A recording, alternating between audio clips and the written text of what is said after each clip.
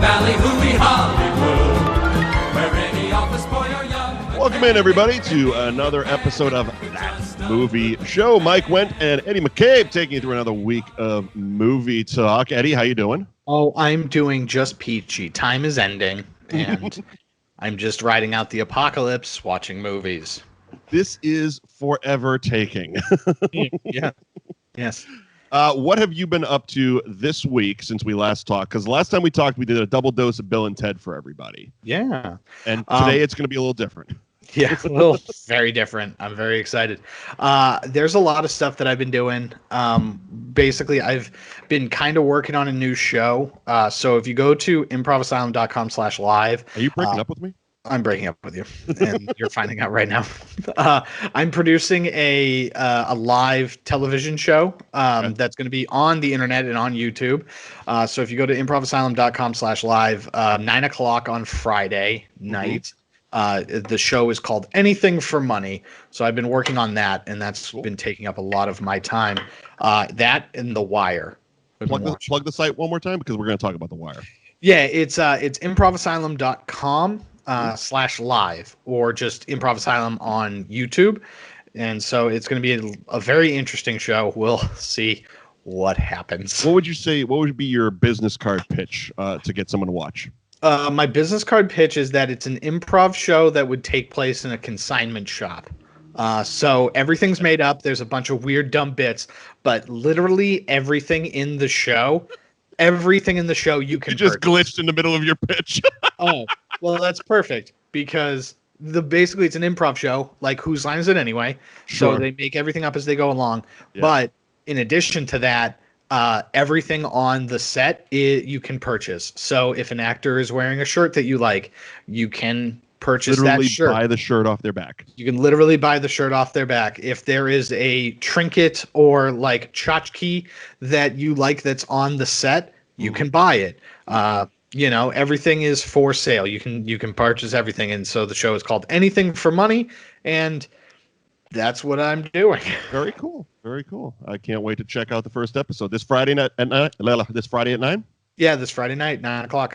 There you go. All right. Now, you mentioned The Wire as well. Yes, I've been watching The Wire. One of my favorite all-time shows. It was weird because I got into The Wire late. I got into very late. You got in very late. I got into The Wire right before season 5. So right before the last season, I was like, all right, I'll finally watch this show, which I think you probably had the same reaction, because it's one of those shows that literally anytime The Wire is mentioned, someone in the group is going to be like, dude, you have to watch it. It's the greatest thing ever.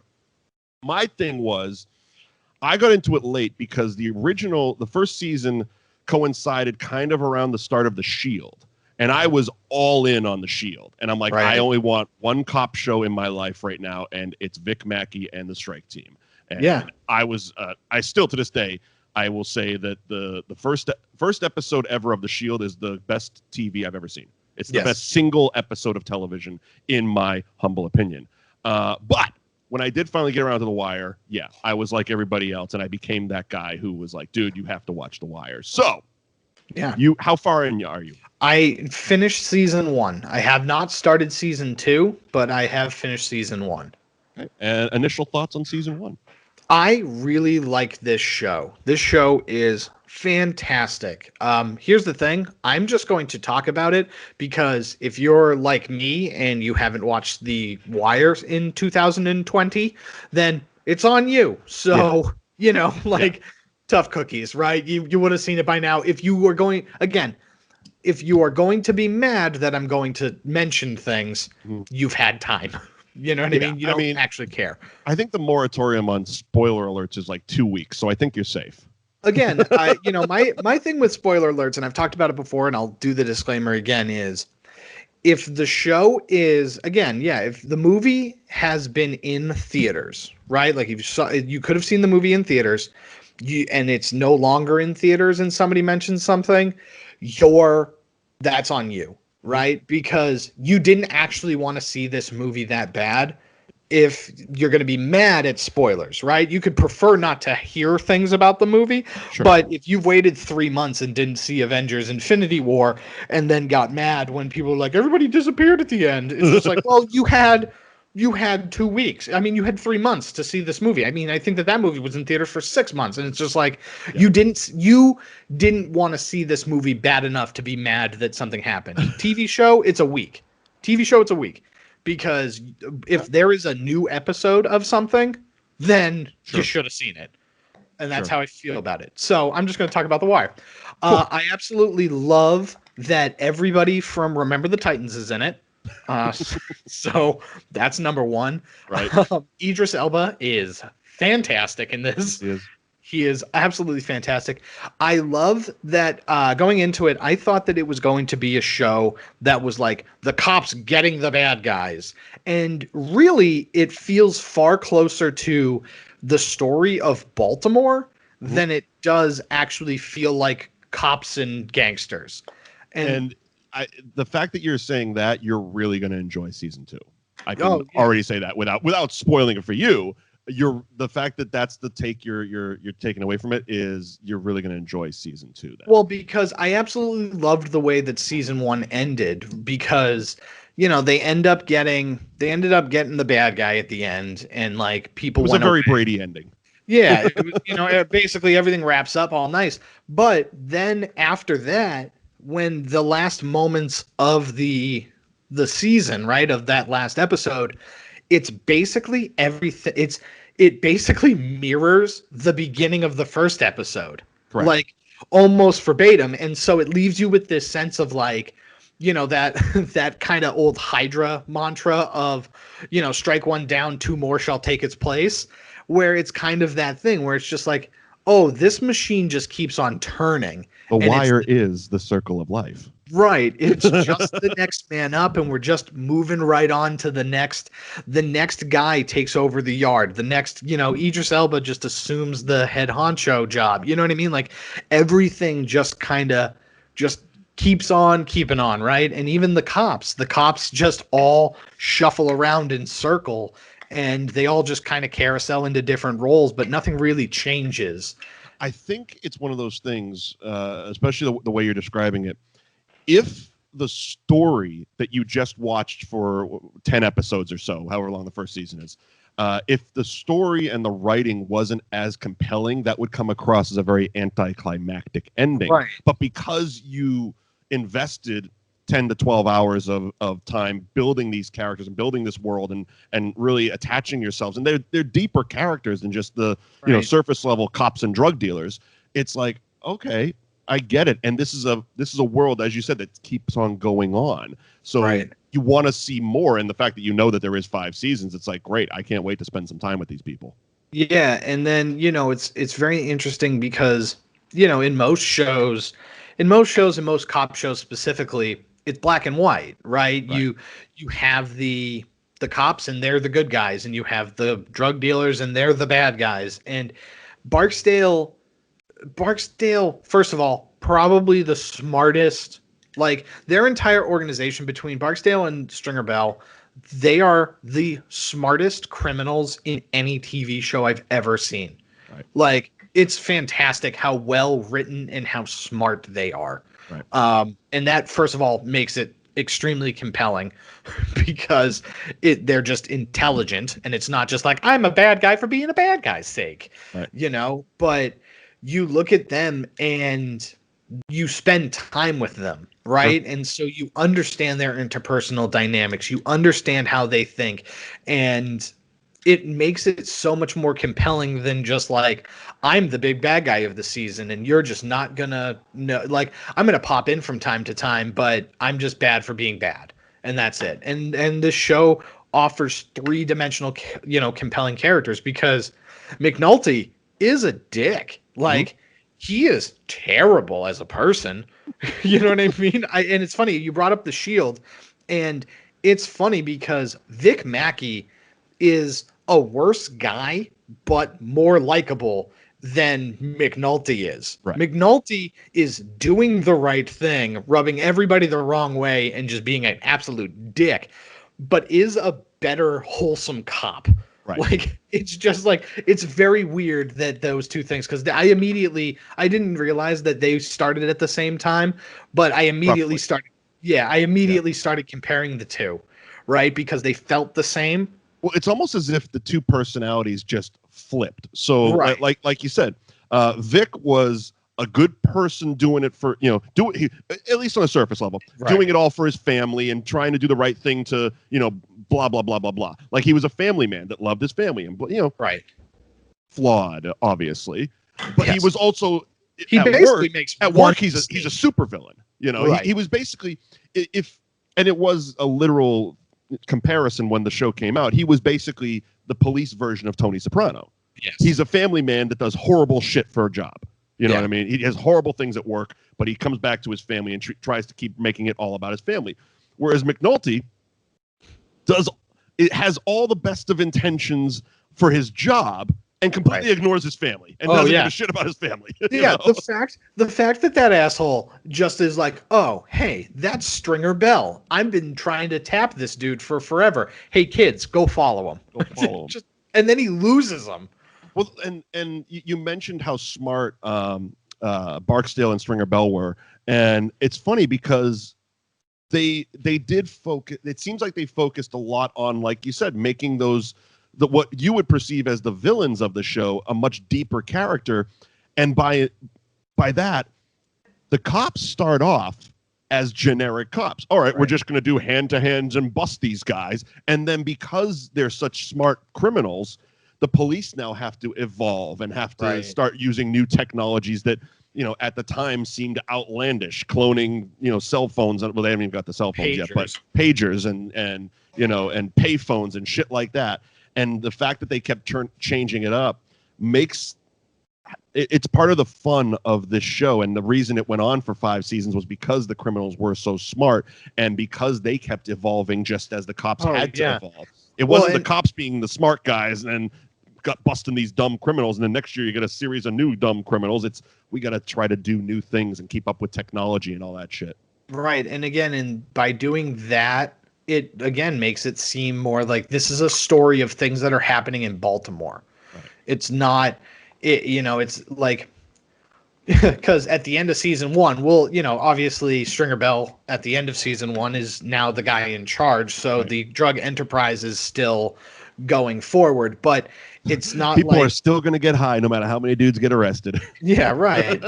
But it's just like, this is what we're, the problem wasn't solved, and it wasn't solely centered around Barksdale to the point where, like, I don't know if he comes back. Because the good thing is that I don't know a whole lot about this show. It's not like Game of Thrones. It's not like Game of Thrones where I read all of the available books and then I have enough friends that talk about it, so I knew all the things, so I know what happens in Game of Thrones. Unless you lived in those parts of Baltimore, there was no source material. Yeah, right. Yeah. And so it's going to be interesting to watch. I can't wait to hear more about when you get deeper into it, because I really think you're going to enjoy the next season. One of my favorite seasons of television is season 2. And I think it's because again, without ruining it for you, it's because of how they shift gears and how they keep, like I said, they keep evolving and they keep changing it. And it's not just a Barksdale thing. Like, he was the main baddie of this one little thing. There's a bigger world around it. Type of deal. And so it's going to be interesting. I'm really excited to, obviously keep doing it. It's why we're doing the movie that we're doing later. HBO Max has been fantastic being able to watch all of these things, because growing up, and for the most part, I've never had HBO, right? It's just, it was an extra expense that my parents didn't think it was worth it. They weren't, anything that was out after the fact, things like Sopranos or Oz or even this, they could get the DVDs at the library, right? Because we're talking in the 2000 teens, you know what I mean, at this point. And so you can get the season 1 of The Wire at the DVD at the library, and it's free. So, that's kind of how we ended up watching a lot of stuff. But, it's been great to be able to watch this while I have the time to kind of dive into this, and it's even like everything I knew about The Wire happened, right? I've been walking around. And I've been just wow. I'm blanking on both names because I can't think of it. But it's the guy that played the bad guy in Black Panther. Oh, Michael B. Jordan. Michael B. Jordan and Wallace. Where's Wallace? Yeah, Wallace. Where's Wallace? So Where's I knew Wallace? Right, I knew all about Wallace. Like I knew that I knew that Wallace was a character. I knew that we needed to know where Wallace was, and I knew that it was Michael B. Jordan. Yeah. Right, like those were things that in like pop culture reference, I knew that those things had happened. I didn't realize that it was going to happen in season 1, and even though like it's like that part of it is so amazing, like it was emotional, right? Because again, I knew that Wallace was a character. I knew Michael B. Jordan was Wallace, and I knew you just didn't know what his story arc was going to be. I didn't, but I knew that this character named Wallace dies, right? Like I knew that happens. Sure. And so it was just like, oh wow, when it finally got to the moment, it was so great. Because I'm so invested in all of this stuff, and they made me care about all 3 people involved. Yep. You know, which is absolutely fantastic. And Bodhi yeah, and like Pooh. yeah. The only thing that I don't like about the show is the opening title sequence. Okay. And oh god. I saw your tweet maybe a week ago, and I did say we were fighting about this. Here's what I will say to you. Yeah. The lyrics of the song don't change, but they, again, much like the show, the opening's theme song evolves throughout the 5 seasons. Now, that being said, I think it's a catchy tune, but I understand if you're binge watching, anything gets old. Denise, my ex, hated the Curb Your Enthusiasm song because I binge watched like 4 seasons in a weekend. So every half hour she was hearing dum dum da da da da da, and it's like eventually that shit gets old. Right. Now, to that, I say that is another one of the flaws of HBO Max is that they don't have the skip intro. Yeah, they don't have the skip intro. I started Ratched on Netflix. Basically the origin story of Nurse Ratched from Cuckoo's Nest by Ryan Murphy. And I'll give especially nowadays, now that we have the option of skipping intros, I'll give the first episode. I'll watch the intro credits because sometimes they're well done. And this was a very well done, clearly very expensive opening credit sequence, but it's also 47 minutes long. So when I get that skip intro, bloop, well, and that's my problem with The Wire. Yeah. That's my problem with The Wire one is that it's long. Like if it's not a long intro, I don't have a problem. I don't have a problem sitting through it. You know, the problem is that it's like, this is a 5-minute credit sequence. And I also think that the song, it's unskippable. And the song is out of place to me, right? At least in the first season. If you say it evolves, my main gripe might change. Okay. But the way that it's scored in the first season is as it belongs in New Orleans. Like, it belongs in New Orleans. It feels like a jazz tune. Which is funny because the creator, David Simon, goes on to do Treme. That was his follow-up show after The Wire, which was New Orleans based. Right. And with a lot of the same actors. So that's interesting. I never put that together, but possibly that was an influence on him. Maybe. But yeah. So after 20 minutes now, are we going to announce that we're doing a Wire podcast? Sure, we're going to do a Wire podcast.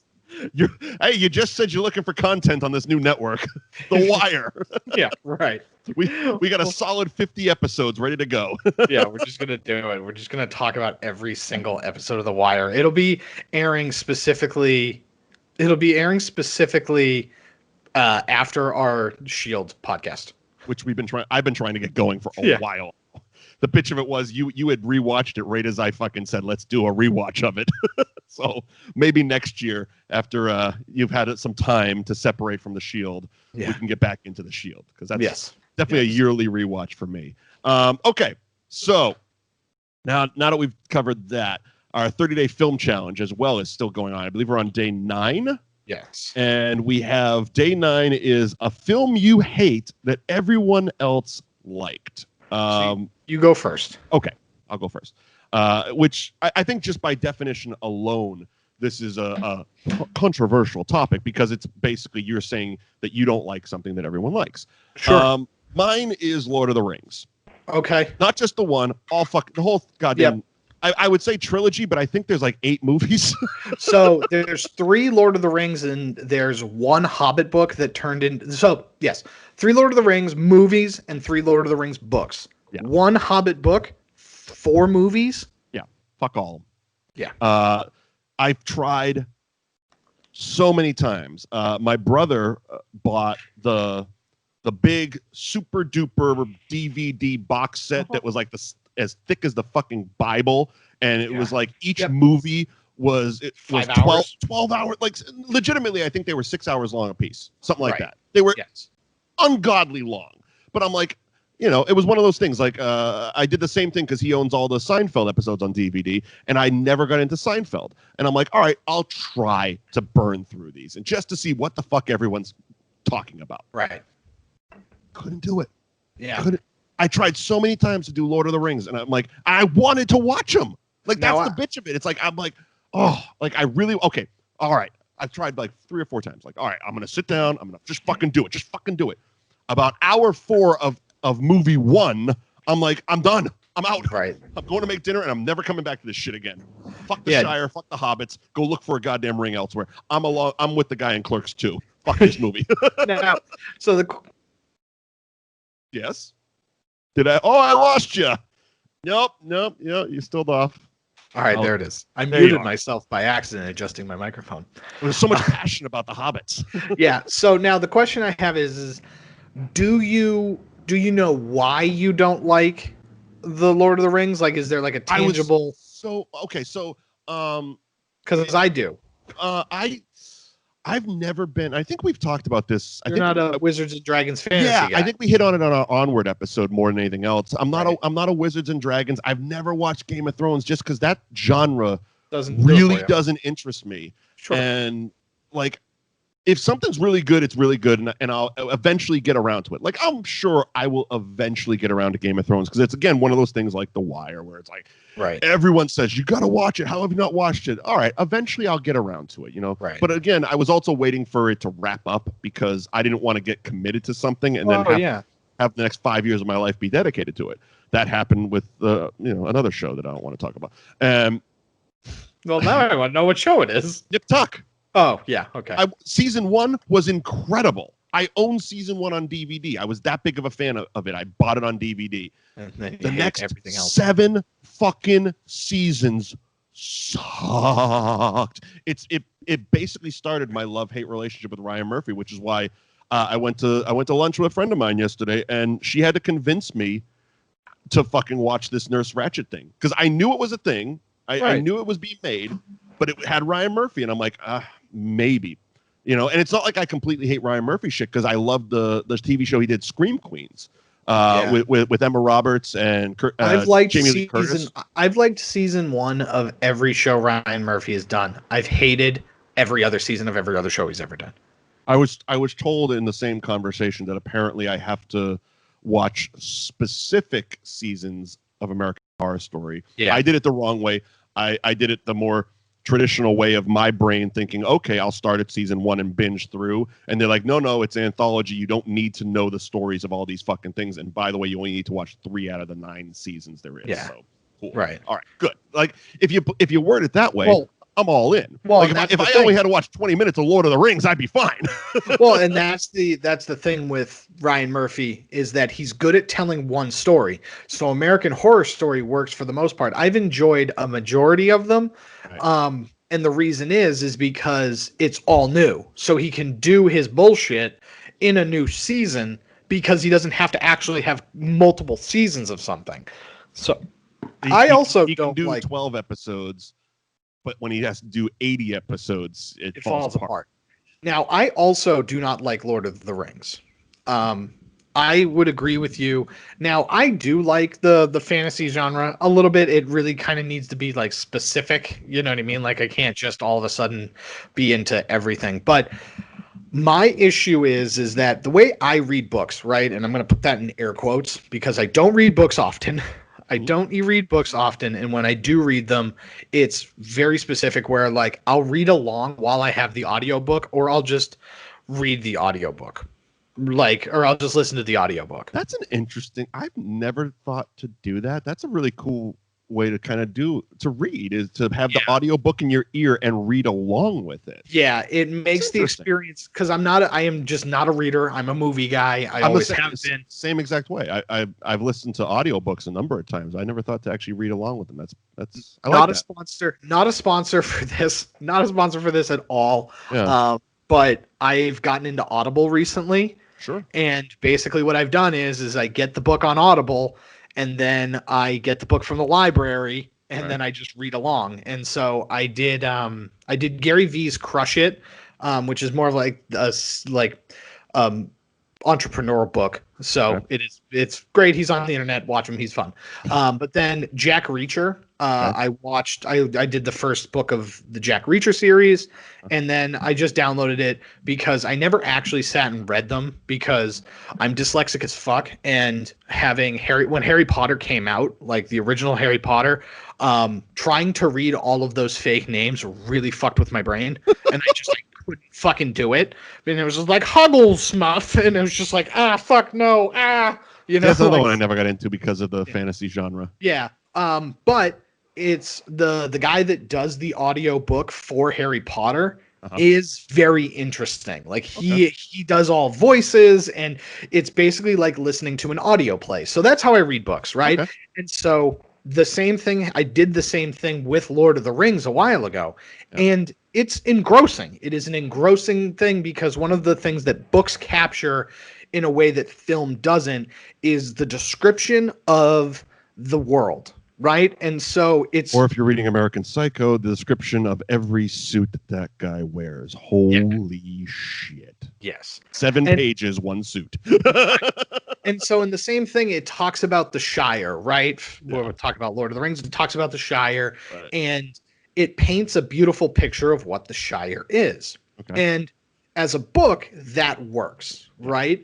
But as a movie, it doesn't, because I have cut to the Shire, and I can see the Shire. Yep. And now if you're going to focus in on different bits of the Shire, you're not progressing the story forward, and I need the movie to progress forward. And so visually, the movie is beautiful. All 3 of them are beautiful, but the story doesn't progress because 90% of it is people just walking. They make fun of it as a joke, but fucking Randall in Clerks 2 described my exact feelings. All right, fucking movie 1, we're gonna walk this way. Movie 2, we're gonna walk this way. I was so, like I said, I've tried a bunch of times, and I get bored so quickly at these. And again, movies. It's so much easier. Like when you're there, movies don't have internal monologues, right? And so you can't convey internal monologues in an actual book, in a movie.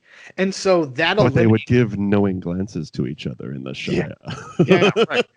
Knowing glance. But that's the thing. And so I agree. Also, Return of the King has 15 endings. And I think they included all of them into the one cut on the DVD. Yeah. Holy shit. Holy shit. Get to the fucking point. Like, Jesus Christ. How many times do we all have to look like we're all going to have a sex orgy before the movie just cuts to black? Or get with the fucking. One of the two. Either get to the fucking. Either commit to the R rating or just end this movie now. Yeah. So mine is more controversial than yours because because you can just point to it's Wizards and Dragons and Lord of the Rings and I didn't like it, man. And people will be like, yeah, I don't like horses, and I don't understand why you shall not pass. Whatever. You know what I mean? Okay, so is that's from that? Yeah, it's from the first one. Okay, because I've seen that spoofed in so many things. Like Forgetting Sarah Marshall is the one that always comes to mind, where Jason Segel's like, "You're a shot." Okay, so that's Lord of the Rings. Okay, so now I'm in on the joke. Cool. I don't have to watch those fucking movies to be in on the joke now. You did it. Also, we're gonna have to do Lord of the Rings now for this show. I hope you know that. Maybe the Christmas watch along. All 97 hours live. Oh, God. Oh, gross. You know what? We'll get a charity involved. We'll do some kind of telethon thing. Let's see when Mike cracks live. Fuck this. My movie is a new movie. Came out last year, and it is Joker. Joaquin Phoenix Joker, I think we've It's in talked our about, archives. We definitely did an episode on it. I think we've talked about it, so I'm not going to go into like a ton of detail. But I absolutely hate this movie. I hate this movie. I think that it doesn't need to exist, or if it does exist, it shouldn't have been tied to Batman at all. Like, it just does so much. It points to so many things wrong with the way Warner Brothers is handling the DC continuities that I just wish that something like Flashpoint, which we're going to talk about next, would be able to just kind of fix all of it, because you don't have anybody at the top like Kevin Feige with the MCU, who is the visionary, the decision maker, the guy steering the ship. And because you don't have that, it shows in how sporadic and weird and nonsensical all of these movies are. And Well, that was kind of our major gripe when we did the Suicide Squad review. right. What was the lack of direction, which, I mean, it's weird because I see your point, but I can almost disagree that the Joker is kind of making an argument for your point, where it doesn't actually exist in the universe with Ben Affleck or any of the Batmans, or you know. It's like true. it's kind of what we've said a few times, that it would be nice if DC did, so they could separate themselves from Marvel, which is just do one-off fucking movies. We don't not everything needs extended universes. That's true. The problem is that the cool thing about the MCU is watching Captain America and Iron Man be in the same movie. Having the ability for Iron Man to just be in the Spider-Man movie, you know, and like have those type of things. And we want that. If you're a comic book fan, you want that same ability in the DC universe. You want to see Batman and Superman team up to stop something. You want to see the Flash show up with Superman. You know what I mean? So there's that. The problem that I have specifically with Joker is, so the character famously doesn't have a backstory, right? Like, famously, the character doesn't in the comics. In the comics, that's like a huge like selling point of that character. And so you've decided that you're going to do that. You then paint Thomas Wayne as a bad guy, and like but you should be right into that because you love seeing them die. It's my favorite thing in the world. It's my favorite thing in the world. Well, and then that's the big thing is that you then flip the end of the movie so that you then go, oh, this guy wasn't actually the Joker that you know, because you didn't have the balls to actually do it. But then he also doesn't do anything consequential. Like his crazy is what sparked this revolution, maybe.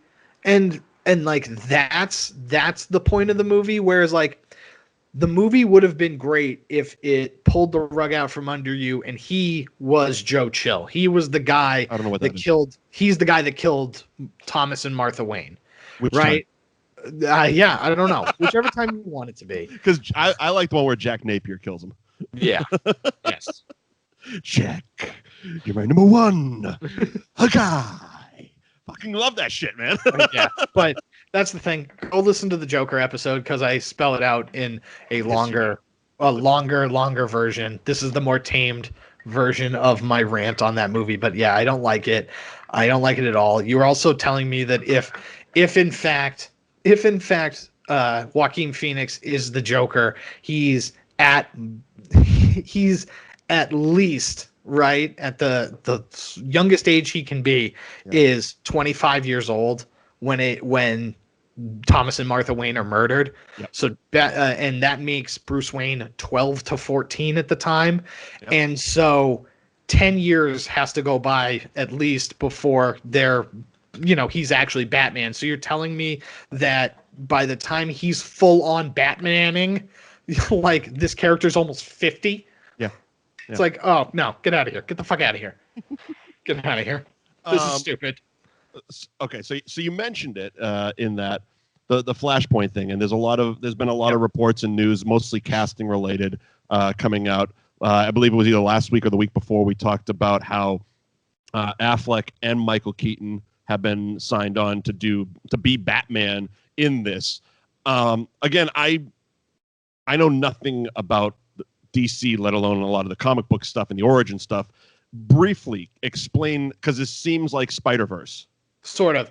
So basically, they're going to be doing something a little different, it seems, than Flashpoint. So Flashpoint, in the comic books, is an event where Flash basically goes back in time, changes something, and it ripple affects everything in the DC universe. So everything is different. Basically, Wonder Woman and Aquaman are at war with each other, and they're tearing the world apart because of their war. Batman is Thomas Wayne as opposed to Bruce Wayne, because outside the theater, instead of Thomas and Martha Wayne dying, Bruce dies. I think you mentioned that in the Joker review. Right. And so when that happens, because that was one of the original. The studio made Todd Phillips change that. I think he had that in the. Okay, go on. I'm just putting my pieces together. And again, that would have made Joker better. Mm-hmm. So that being said, like, you didn't do anything. Nothing happened in Joker. Right. And they just couldn't kill a child in the movie. Yeah, sure. It wouldn't have made $1 billion and an Oscar for killing a child. They should have. have the balls and fucking do it. There you go. Well, maybe they'll do it in this one. But anyway, so in Flashpoint, that's what happens. Bruce Wayne dies. Yeah. Thomas becomes Batman, and Martha becomes the Joker in that universe. So that's what ends up happening. Basically, Flash has to be like, everything's all fucked up, and I gotta fix it. And so then he goes and fixes it, right? So in that, because Flash is obviously the center of this story. Is there for lack of a better term, because if Flash has to go and fix everything, is there a current day, like in this Flash's world, like a Batman that helps him, like a Batman and Superman? Because obviously, like, it fucks everything up, but like it feels the way I'm seeing this casting shit, it feels very multiversy. And it's like, okay, there's going to be a shitload of Batmans. Is there one that's like, so that's the real Batman? Yeah. So I would assume that based on the movies that we've made already, that the movie starts and Ben Affleck is Batman. Okay. And ultimately, we need to circle all the way back around so Ben Affleck is Batman again. Okay. Right? Gotcha. That's what I think is where we're at. That being said, I think that they're going to really veer off track with this. It feels that way. I mean, the article that we're referencing that came out yesterday is, as far as the Batman side of things, we've already mentioned Affleck and Michael Keaton. Right. They're signed on. Apparently, they're trying to get Val Kilmer, Christian Bale, and George Clooney, along with Chris O'Donnell, who was Robin in 2 of those movies. And for Superman, they're trying to get Nick Cage. Yeah. First of all, that would be very fun. I mean, are you familiar with Nick Cage? The Tim Burton thing? Yeah. Yeah. The Death of Superman Lives. Yeah. Right. So very great fun documentary, by the way. Great documentary. Watch it. Yeah. Yes. So when there are a couple of really, really big DC comic events, right? They're called a crisis, right? That's what the event is called. There's Crisis on Infinite Earths, Final Crisis. That's when it's like everybody's comic book is talking about it. It's a crisis. That's what it's called. And so I would assume that it's going to be the Flash Paradox or Flashpoint movie or whatever the hell they're calling it is going to be a combination of those 2 types of things, right? So it's going to be predominantly Flash trying to fix a timeline, and then a crisis happening, so we get multiple Earths. And so I think that that's how we're I assumed that Ben Affleck was going to start the movie when it was just him and Keaton. I thought it was going to be Ben Affleck starts as Batman. Then time gets all fucked up, and Michael Keaton is now Thomas Wayne as Batman, and he helps Ezra Miller as Flash fix everything. We get back to Ben Affleck. Yeah. I would now think, first of all, I welcome wholeheartedly if you have Tom Welling be a part of this. Tom Welling played Clark Kent and Superman in Smallville. Okay. Brandon Routh, I think he's already signed on to be in this movie. Okay. He was Superman Returns, right? Superman Returns. Okay. The guy that plays it in Supergirl, the CW show, you know what I mean? But anybody that was anything, I would fucking have him in this, right? So basically, what? Because it was rumored, and being someone who doesn't like spoilers, likes to go see movies on, and make my own opinion. It was basically what I heard and what I was kind of hoping for the last Spider-Man movie was going to be. Right. Because it was like, they're like, oh, there's going to be Mysterio is going to do some weird shit, and you're going to get Tobey Maguire, and you're going to get, Andrew Garfield and shit like that, which actually kind of became the Into the Spider-Verse animated movie rather than the actually Marvel MCU movie. Right. So that it kind of sounds that way. Because, I mean, let me see, that's 5 Batmans at this moment? Yeah, I would love it. I would love it to just kind of... And that's not even counting Robert Pattinson, who hasn't said anything about this movie. Yes. You know what I mean? And so one of the things so the Flashpoint happens, right? And when Flashpoint happens in the comic books, it starts something called the New 52. Okay. And basically what the New 52 did was a big reset button on the comic books, and we just started over, right? Everybody kind of got a new design, a little bit of a tweak. Everybody got like 10 to 15 years younger. Okay. Than they were. Like, Batman is fucking Batman, right? But his last big storyline before this was basically R.I.P. And you look at him and he just looks like an old grizzled Batman, right? And, he's been around doing it forever. And this, New 52 happens and he's younger, and it's closer to like what Christian Bale was, because that's kind of around the same time that it happened. So he kind of models that version of Batman. So I would really love if they kind of just hit the reset button with this Flash movie, make it absolutely bananas balls to the wall, and then kind of hone everything in. And not Christian Bale, Robert Pattinson, who looks fantastic in that new movie. The fucking hero looks awesome. He's Batman now, right? Yeah.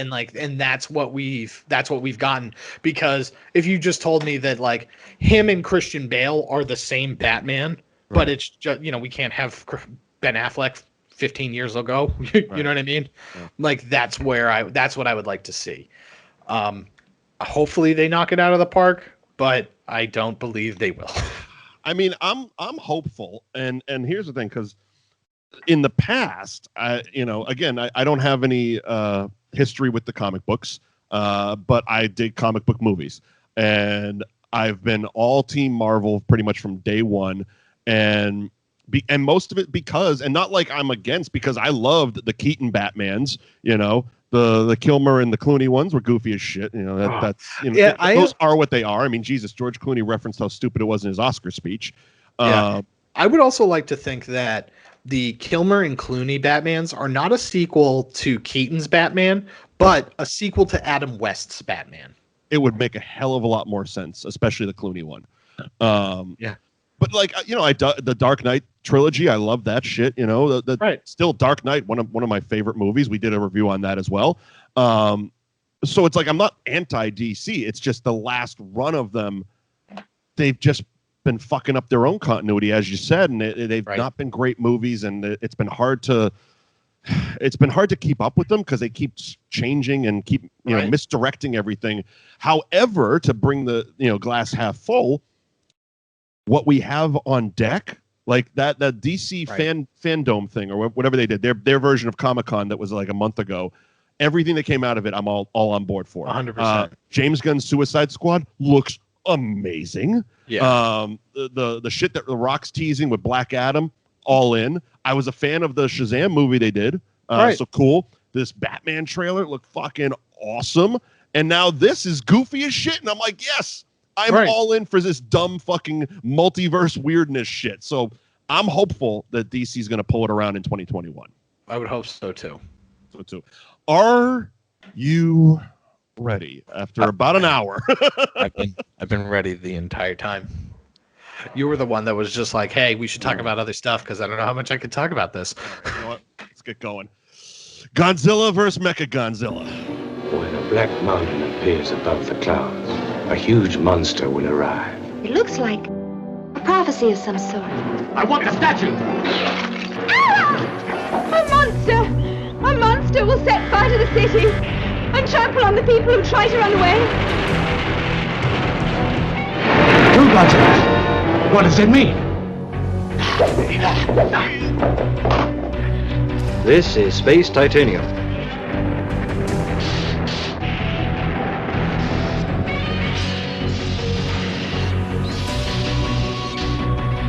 One is a cyborg. Cyborg? It is made out of the space metal. You could call it a Mechagodzilla. What is it? Just stay where you are. This huge Mechagodzilla is our ultimate weapon to conquer them. The mystery of the statue, the guardian of the Azumis. He's called King Caesar.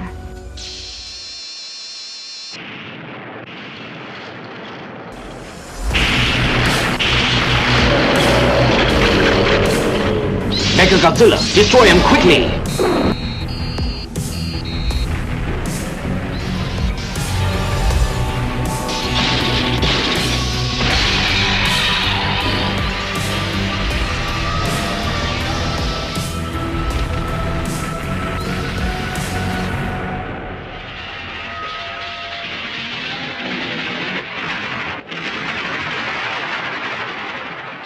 This was your choice, Eddie, strictly by asking you what we're going to do live on the air last week. And you regret that decision. Scrolling fucking HBO Max for something to watch. And you know what? I'm partially glad. This isn't like Sucker Punch, okay? No. Because Sucker Punch, when you suggested that one, I was angry watching it. Yes. This one, there's a lot I don't understand about it. Full disclosure, I have never watched a Godzilla movie. This was the first time. And one of the things, and I think I mentioned it when HBO Max first launched, that I was excited because I didn't know about the sneaky connection that HBO Max has to the Criterion Collection. But they do, and all the Criterion movies are on HBO Max, including every fucking Godzilla movie, including this one. So let's do the business. All right. Godzilla versus Mechagodzilla was released on March 21st, 1974. It had a budget of $1.2 million. It made $20 million at the box office. That's going to come into some of my confusion. It was written and directed by Jun Fukuda. And here's the funny thing about these movies. It was a time when movies like this, when it would get, because it was when I said released on the 21st, March 21st, 74, that was Japan. Right. When it got released in the US and stuff, they would just completely change the names. Yeah. So Godzilla versus Mechagodzilla was what it was released as in Japan. And Mechagodzilla was the character's name in this movie. Why you had to change that, I don't know. But for shits and giggles, let's go through it. Okay. It was released theatrically in Japan on March 24th, 1974 as Godzilla versus Mechagodzilla. It was released in the United States in 1977 under the title Godzilla vs. the Bionic Monster. Okay. Then it was re-released under the title Godzilla vs. the Cosmic Monster, also in the United States. And then it had a follow-up sequel in 1975 titled The Terror of Mechagodzilla. Yes. Okay. That's the business. Okay. So, give a little context here. So, basically there are, and I would check out the Warped Shelf, and Frank Duran of the Warped Shelf is a huge kaiju monster movie person. Kaiju is the name of this type of movie where it's basically a guy in a suit in a small town fighting other people. There's a wrestling promotion called Kaiju Big Battle. Is there really? Oh yeah. Every year I try, whenever I went to WrestleMania, it's like the midnight before WrestleMania. Yeah. Somewhere there is a Kaiju Big Battle promotion where it's people in costumes like this, and there's a complete absurd storyline where, there's an intergalactic federation, and tell me they wrestle in a tiny ring. They wrestle in a regular size ring. Imagine that if they had one of the toy WWF rings from the 80s. Yeah, no, because it's real size people. But it's so's this. Yeah. But what they end up doing is they put the city in there. So there's okay. So that's okay. I didn't know this was a thing till right now. I'm all in. I'm definitely Googling that after we wrap up here. Holy shit, that's stupid. Battle It's fantastic. They Okay. are a real thing that does stuff, and you should go and watch it. So, but Frank Duran of the Warp Shelf, he is huge into monster movies, and he's probably done a way better version of what I'm about to do. But here we go. So there's different eras when it comes to Godzilla movies. Right. This is the Showa era, which is the first era of Godzilla movies. And then there's, different ones after that. But we're specifically talking about this. This is one of the last movies of that era where they ran from the first one that took place in 1954, and then obviously the terror of Mechagodzilla in 1975. Right. And there are 15 films in that era. So basically, Godzilla, there's all kinds of weird nonsense that happens. These movies are, cultural phenomena when it comes to the type of movie that was made in the 70s and this type of nonsense. I absolutely love it just for how silly it is. And I guess more retroactively silly as opposed to like poorly made silly. Well, they're both. They are both. And like I said, part of my confusion was after I did the research, because watching it, I'd never seen a Godzilla movie. I knew enough about them. I knew they were goofy. I knew it was a dude in a rubber suit knocking over fucking a miniature village. Because I love, they spoofed it on Arrested Development. It was hilarious. Tiny Town, when the Japanese investors came in, it was great. But I didn't know until I literally a couple days ago pulled up the information that this was a hit. Yeah. $20 million off a $1 million budget is a successful movie. That's a 100%. hit. In 1974, $20 million is a good fucking run at the box office. Oh, that's huge. Because I'm watching it, and to me, in the way my brain is and the knowledge of films I have, this is a trauma movie. And trauma movies don't get $20 million at the box office. Yeah. So I'm reading like, what the fuck, man? Like, this was good cinema in Japan in 74. Explain that to me. That I can't. I just can't speak to the cultural zeitgeist of 1974 Japanese cinema. I wasn't alive. I know it's not a literal comparison, but like there was other Japanese films being made, right? Yeah, no, 100%. In 1974. I mean, how is this a hit? Yeah, it just hits in a certain way. I think that this is the same thing as like when disaster movies were huge in the US around this time. You know what I mean? And it's just like the Poseidon Adventure and like the Towering Inferno. I think that it's basically the equivalent of like but those were well made. Yeah, were they? I mean, relatively. Yeah.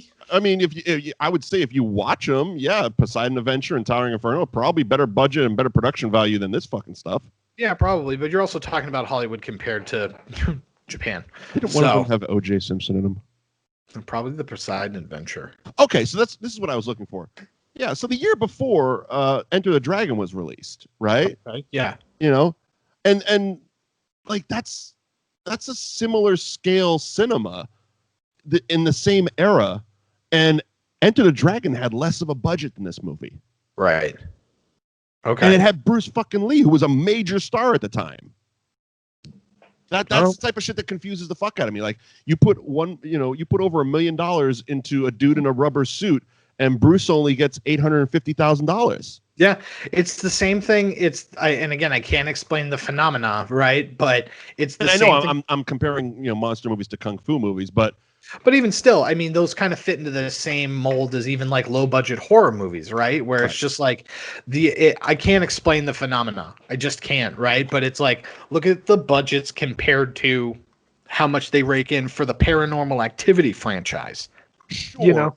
But that's the flip side. Like those movies had no budget. You know what I mean? Yeah. Like the first Paranormal Activity was made for like $2. You know what I mean? Right. But it's like, even the Halloween movies didn't make money. Like they were low budget and they were kind of grindhousey. They were B movies. Like that was the way John Carpenter got Halloween made, was that it was a B movie. It was going to be on the back end of a double feature. It wasn't supposed to be iconic movie that it's become. and it didn't make that much at the box office. Like that's where my head's not wrapping around these types of movies. Yeah, I think it just strikes people. It just strikes people in a way because it's like, look, I loved these movies, and again, the Criterion Collection is just this specific 15 film 15 film collection, ending with the Terror of Mechagodzilla. But there's a total of 32 Japanese Godzilla films. Mm-hmm. And so, and that's not including the Matthew Broderick Godzilla or the 3, I guess, that are, 2 that came out and then one that's coming out. Bryan Cranston did one of them, I think. Yeah, that one. Yeah. So that's not including those. And so there's 32 Japanese films, and it's just like, look, I would like to watch all of them, and mostly because, it tickles my sensibility in a certain way. And I guess it's just like, this movie is just an easy watch. Yeah. And again, I like, it's a shitty thing to say, but I say it with the most, endearment. I like garbage cinema. That's exactly what this is. Like I like the blaxploitation movies. I like movies. We talked about Dolomite back when Eddie Murphy's movie dropped on Netflix. Like I sat and watched that happily. I own these movies on DVD and Blu-ray. I love movies like The Evil Dead that's made on zero budget. Because they're fun. They're easy watches and they're fun. And I liked watching this. I just I think my again, I think it's all about the fact that it was a hit. Like I'm used to these movies. Like I said, I love trauma movies. Again, I own trauma movies on DVD, but these movies aren't made to make money. You know what I mean? This just does. The Godzilla franchise just does. It's nuts. Right. So jumping into the movie as much as we can here. Should I have watched a movie before this? Because it seems like there's a lot of monsters in this movie that I should have known who the fuck they were. No. Okay. Because King Caesar shows up and they're just acting like I should know who the fuck that is. They explain who King Caesar is, but this, and again, so I had the same thing.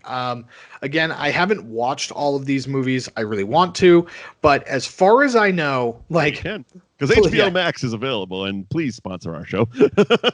So there's a bunch of different, there's a couple of versions of Godzilla. Like this version of Godzilla is not the Godzilla from 1954. It's bananas. I was doing my research on it after the fact, and it's so we have Mechagodzilla, and this version of Mechagodzilla and the Terror of Mechagodzilla is an alien robot. When it comes back later in the 80s and 90s. Yep. Specifically in 1993 for Godzilla versus Mechagodzilla 2. Electric Boogaloo. Electric Boogaloo. It's part... Or is it Galactic Boogaloo? Or Galactic Boogaloo. But it's... they basically take the bones of the first Godzilla. There's crazy nonsense stuff that happens with these. So I feel like there are continuity elements that would help you because, understand things a little bit better. But I don't think it's necessarily critical to watch other ones because Caesar is in this movie. This is the first movie that he's in.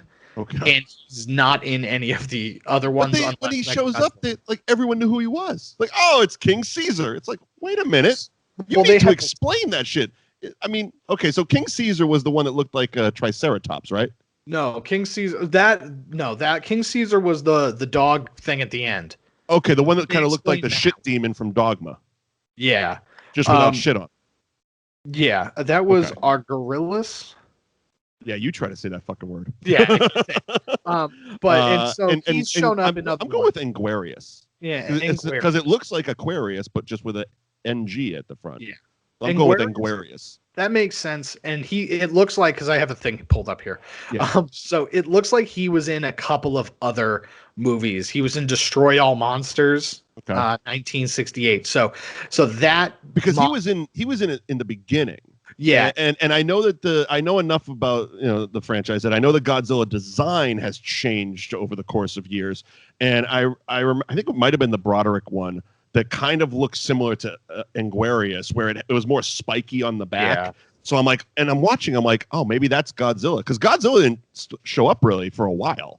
Yeah, so it was all about that little totem thing that she was carrying around. Right. And so yeah, Anguarius, he's in a few of these. Like I said, he showed up in Destroy All Monsters, and they explain it that he's Godzilla's friend because they were confused. They again, my favorite part of this entire movie was the real people that were just there to give exposition to get to the next monster fight, because this movie knew exactly what we were here for, and it was the people showed up, gave us plot, and moved us right to the next monster fight. Because he basically shows up and he's just like, wow, this is very confusing. Why is Godzilla fighting his friend? And then you like find out that like slowly he's slowly chipping away the fake skin, and it's revealing to be Mechagodzilla. Especially in the fight with Godzilla, and they're like, why are there two Godzillas? You're right. It's basically like exposition set up to Rock'em Sock'em Robot fight for like 20 minutes. Yeah, that was 100% what we were here for, which I loved. I was absolutely here. I loved that they just explained everything, where it was just like, oh my God, it's space titanium. Wow, that's crazy. There must be aliens here. Yeah. All right, let's go back to that cave. Oh, they're looking after that totem, because if we have that totem, it'll be able to raise King Caesar from his slumber. Yeah, and that's a thing. Again, there was a lot of like, you have to pay attention because you have to read. It's all the dialogue. It's a subtitled movie, which I'm fine with. It's just there are times where you could get lost and it could get a little confusing. Yeah. Why was? I'm not even going to try the character names. No, but why were people when they touched the totem turning into green versions of Planet of the Apes? So those were the aliens. Those were the aliens. And so every single they were time disguising themselves as humans, right? But that green totem thing turned them into. Yeah, it looked like it basically bought a bunch of gorilla masks and painted them green. And did a bad dissolve into it. If they killed them too, they would change back. Ah, gotcha. Okay, that makes some more sense now. I'm glad I'm catching up a week later. Yeah, of course. So basically there's watching this twice wasn't going to happen. There was a prophecy that needed to be fulfilled, and it was like when the red moon rises or something, two monsters are gonna fight an intergalactic terror or something. So it's like, look, I don't care. Just get to the part where they all fight, like at the end of Mighty Morphin Power Rangers. That's what I'm here for. There was a lot of talk about Mount Fuji. Is that where Godzilla lives? No, he just lives in the ocean somewhere. Who lives in Mount Fuji? Because I'm reading it. Godzilla emerges. Oh no, that's where they were hiding Mechagodzilla. Oh, was in Mount Fuji, and that's why it exploded. Yeah. I watched the movie. Now I'm just reading what exactly was happening. Yeah. Oh, that makes more sense now that I'm reading it. Yeah. And there was the statue was of King Caesar. Okay. Yeah, I don't know why Interpol. This is so was much involved. of a review, but this is just me and Ed learning what the hell we watched. and then there was the part where Interpol was just following those people. I loved that they were on a boat, which I don't understand why they were on a boat. Like two people. They had a boat. They had access to a boat. Look, you're an independent filmmaker. You know damn well if you have access to a fire truck, you're putting a fire truck in the movie. Production value, babe. You two are going to take this route to Okinawa, and you're going to get there far faster and figure shit out and be trapped. Yes. You two are going to have like a weird romantic love relationship on a boat, and you're going to like have a fake a fake statue so that the guy could try to steal it, would steal the fake one, and then the girl was just confused. That was the funniest thing in the world. So they're on the boat, they have the King Caesar statue, right, and one of the aliens is trying to steal it. Sure. And so there's a scuffle on the deck, and the alien dies and falls overboard, but he takes the statue with him. And then the next scene, the captain hands the guy a box and goes, "I kept this for safekeeping for you." And then he's just like, "Look," and it's a King Caesar statue. And the girl was like, "I thought that the statue fell overboard." And I was like, "Oh, did they go and fish it out but not show us?" He was just like, "I gave it as so we would have the decoy." And she's like, "Why didn't you tell me?" And he was just like, "Because it's best if you didn't know, bitch." It's like, oh, geez. They were making this movie up as they went. Oh, they 100% were. Like, again, it's just like, oh, so we just needed like 20 more minutes of runtime, so we just added this scene that was inconsequential. We had access to a cruise ship, so we're just going to make a scene on a cruise ship. And Right. yeah. Oh, God. The aliens, they're like, we're going to have to conquer Earth for some reason. And they don't really have an answer for it. Yeah. I mean, it didn't make any sense. Oh, no. I'll be quite honest, but I don't think that was the point. They knew what their audience was looking for, and it wasn't deep plot. No. It was big monsters fighting and crushing cities. Yeah. I was looking for I hate Godzilla. He crushes cities. I was here to find Godzilla, and I wanted to see him fight Mechagodzilla. It's in the title. We got more than we bargained for, because when you said Mechagodzilla versus Godzilla, I'm like, okay, cool. We're gonna have two fucking things fight. We had 4 monsters in this movie. Yeah, there were 4 monsters. It was pretty Double great. your pleasure, double your fun, double your monsters. We had King Caesar, Aquarius, or whatever, and Mechagodzilla, and then Godzilla. Yeah.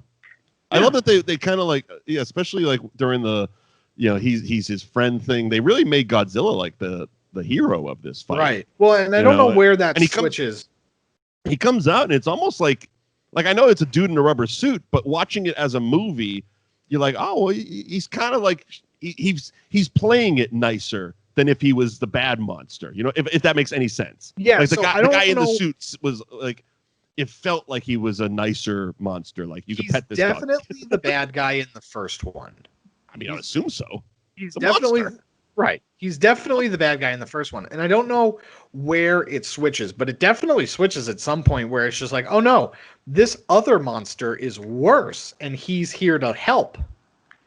I believe the switch happened when Mechagodzilla had Godzilla in the sharpshooter and he was bleeding until he passed out, and then the switch happened. Ken Shamrock had to break him up, and that's how Godzilla became the hero of the story. Yeah, that makes sense. And then a year later, he beat Shawn Michaels with the help of Mike Tyson. Yes, I mean, I think we semi promoted it last week, but New Age Insiders is back, by the way. Yeah, New Age Insiders is back. We both started a wrestling show the same week without even knowing we were starting a wrestling show the same week. New Age Insiders is back, and I'm doing 2 guys watching wrestling. So subscribe on all podcasting, YouTube, everywhere. Yeah, on YouTube. I had we discussed Funko Pops on episode 1 and Retribution, which is the new WWE stable that our friend is in. Yep. And it's garbage. Yes. So go watch that. And subscribe to 2 Guys Watching Wrestling on your podcasting apps, because we cover a whole bunch of shit too. Literally. So literally, Stan Hansen, that guy eats shit. Gross. Anywho, I mean, it looks like it. But anywho, what else we got to say about Godzilla versus Mechagodzilla from 1974? Watch it. Watch it. Go watch it. I mean, I'm interested. I do want to go back and watch some of these. I know I said it when the launch of HBO Max happened, that I'm looking forward to digging through some of this stuff because I'm paying for it, so I might as well check out these movies and going back and watching some of these, see if there was continuity ties and see where Godzilla becomes the hero and all that stuff. I'm guessing I'm not going to have all this revelation come in like deep moments. Like it's going to be just, we decided that there was a worse version of Godzilla, so aliens. Yeah. They need to fight. Rock'em sock'em robots. Go. I know at one point, and I gotta find it, but apparently there's one where it's Godzilla versus it's called Godzilla versus Zilla, and I'm trying to find it, but basically like Godzilla versus Millennial Godzilla. #Zilla. So no, even better. It's Godzilla versus the American Matthew Broderick Godzilla. Oh, so that must have been recently made, huh? So it was somewhere around 1998. Oh, okay. So recently is. Sorry, kids. That's still recent to me. I know some of you weren't born yet. Hopefully, some of you listening. Yeah, hopefully you're listening. Yeah, that'd be an interesting one. I want to watch that one. All right. Does HBO Max have it? No, it does not. It just has the ones that are on the Criterion Collection, which is that first 15 movies. The classics. The OG Godzillas. The OG Godzillas. Okay. Yeah, let me see if I can find it. All right. Like streaming, you're meaning? Yeah. All right. But yeah, so I'm While excited. you're I mean, again, I think we're getting to the point where, well, while you look for it, I can also say that we have a brand new website. It's the same web address, thatmovieshow.net. We just cleaned it up a bit, and it's still where you can find all our archives. We're working to add all the audio streams to one link. So if you wherever you subscribe to audio podcasts, that's where you can find it. Our video streams are up there. And as we do plan ahead, we're trying to update the calendar so you can see what's coming in at the very least the next few weeks. Before I get into that, I also have to ask, is that Godzilla versus Mechagodzilla? yes, that's Godzilla versus Mechagodzilla, and that battle is in Final Wars. What the hell is that? So Godzilla Final Wars is the movie that he's in. It's a 2004 movie. Oh, fair enough. So Final Wars is the name of the movie? Yeah. Is that like an Avengers style monster movie? I guess. They all team up. I'm not gonna sit here and read the plot on Wikipedia and Please then don't. regurgitate it, but it's 2004's Godzilla Final Wars. You know what? We don't know enough about it. So if you do, please tweet at us at Mike Wendt at the Eddie McCabe, hashtag that movie show. And yes, as I mentioned, we've planned out the next few weeks of the show because I found out that there was a very special month 40 years ago. The month between June and July of 1980 gave us three of the most iconic comedies of all time. Yeah. Blues Brothers, Airplane, and Caddyshack. So in honor of all three of those movies' 40th anniversary, Eddie and I are going to review those in the next 3 weeks. So coming up next week is The Blues Brothers from Very exciting. 1980. I can't believe that one summer produced three of still the most iconic comedies of all time. 100%. And I'm really looking forward to the next 3 weeks of the show because I think we're going to have a little bit more to talk about. Yes. Yeah. Thank God you watched The Wire. Yeah, I guess you're right. Thanks for joining us for Godzilla vs. Mechagodzilla and Wire Talk here on That Movie Show. Mike Wendt, Eddie McCabe. Again, follow us on social media at Mike Wendt at the Eddie McCabe. Hashtag That Movie Show. And the website's thatmovieshow.net. The Facebook page is facebook.com/thatmovieshowtv. We are available on all podcasts, including we were added this week to Amazon Music Podcasts. So that's Cool. a thing. They started, Amazon Prime started doing podcasting, and we are on it. So you can subscribe there as well. Just search That Movie Show. Eddie, plug your new show one more time. Yeah, so this Friday at 9 p.m. on improvasylum.com/live or Improv Asylum's YouTube channel, we are doing Anything for Money. Wednesday nights, you can find the New Age Insiders at New Age Insiders on YouTube.com, or you can just watch it after the fact. And I think that's it. I think that's all I got going on right now. Cool. I also have Two Guys Watching Wrestling on all podcasting apps, including Amazon Music as well. So just throw that into the search if you want to hear me get angry about 90s WCW wrestling. And we will see you next week for the Blues Brothers 40th anniversary. Bye, everybody. That's Hooey Valley, Hooey Hollywood.